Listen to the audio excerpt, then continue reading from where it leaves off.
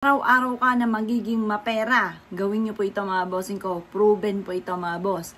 Basta kapag ginagawa nyo po ito, naka-mindset na po sa inyo na magkakapera ka. Or kaya po mga bossing ko, may 100% kang paniniwala at damhin nyo na at i-claim nyo na ang swerte. Ganoon ang mga gumagawa ng mga pampaswerte, naniniwala ka. Kasi baka naman gumagawa ka ng ganyan, tapos ikaw mismo ay may alinlangan sa ginagawa ninyo or kayo mismo ay parang hindi naniniwala, ay wag ka nang gagawa. Dahil maaaring kumbaga masasayang lang effort at baka masisi nyo pa mga pampaswerte dahil waipik.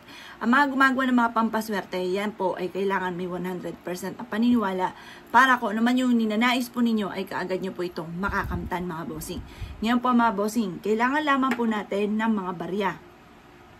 Ang gagawin po muna natin mga bossing ko, mga bandang alas 7 ng umaga, gawin nyo na po ito kung nais po ninyo na mas lumevel up ang swerte po ninyo sa taon ng 2025 para lagi kang mapera sa taon na yan mga bossing.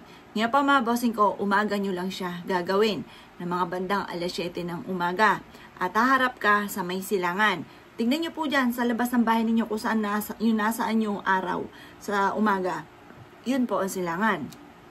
Ngayon, mula doon sa may main door na nakaharap ka sa may silangan, eto ay magwi-wish ka. Sabihin nyo po, magkakaroon ako ng maraming pera. Ganon ang mga pagwi-wish. Tapos kailanman ay hindi na ako mamumblema tungkol sa usapin ng pera. At magkakaroon ako araw-araw na malaking benta. Mawawala na lahat ang aking kamalasan. Ganon ang pagwi-wish ng walang gamit na sana direct to the point. Kapag nag-wish ka, kailangan direct to the point pag nagwi-wish ng walang gamit na sana. Pagtapos ka na mag-wish mga bossing ko, ito po ay ihahagis ninyong paloob ng bahay po ninyo.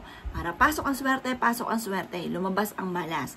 Ang kalinsing ng barya mga bossing ko ay nagtatawag ng maraming pera at nagtataboy din po yan ng kamalasan.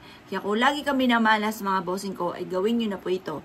Upang sa ganon, imbis ng kamalasan ay puro kaswertehan naman ang darating sa inyo sa darating na 2025 Year of the Snake mga bossing. Asahan nyo na mga bossing ko dahil sa taon na yan, dadami ang mga taong chismosa. Ang kalansing ng barya ay nagtataboy ng malas, nagtataboy din po yan ng mga taong chismosa. Ganon din po mga bossing ko, ang mga pakalimera, yung mga toxic, mabilis po silang dumami. Kaya kailangan meron kang ganito para meron kang proteksyon, para hindi sila dumami sa buhay po ninyo. At ganoon din po mga bossing ko, sinasabi nga po nila na yan daw po ay hirap dahil yan ay gumagapang. Ngayon, walang hirap-hirap sa taong matyaga mga bossing ko at masipag mga bossing. Tapos sasabayan pa natin ng ganitong mga pangtawag na swerte. Walang hirap-hirap mga bossing, mas magiging masagana ang ating pong pamumuhay. Yun na ang i-mindset ninyo, alasin nyo na sa isipan ninyo na malas po yan mga bossing. Basta sa taon na 2025, lahat po tayo ay suswerten at magiging matagumpay. Yun na ang ima-mindset natin. Sa pamamagitan ng sipag at tiyaga at pananalig sa itaas mga bossing ko at ng mga pampaswerteng ito, ako'y magiging matagumpay. Tapos sabay hagis mga bossing. Pwede naman pulutin nyo, tapos hagis uli. Yung kalansing, importante po yun. Ang kalansing po nito ay nagtatawag na swerte. Huwag mo na rin kalimutan, lahat ng sulok ng bahay ninyo, lagyan nyo na ng barya para wala ng mga malas, puro swerte ang dumating. Kaya ako'y kinaniwala at naisip itong gawin, ay siya mga boss. Good luck po sa inyo po lahat.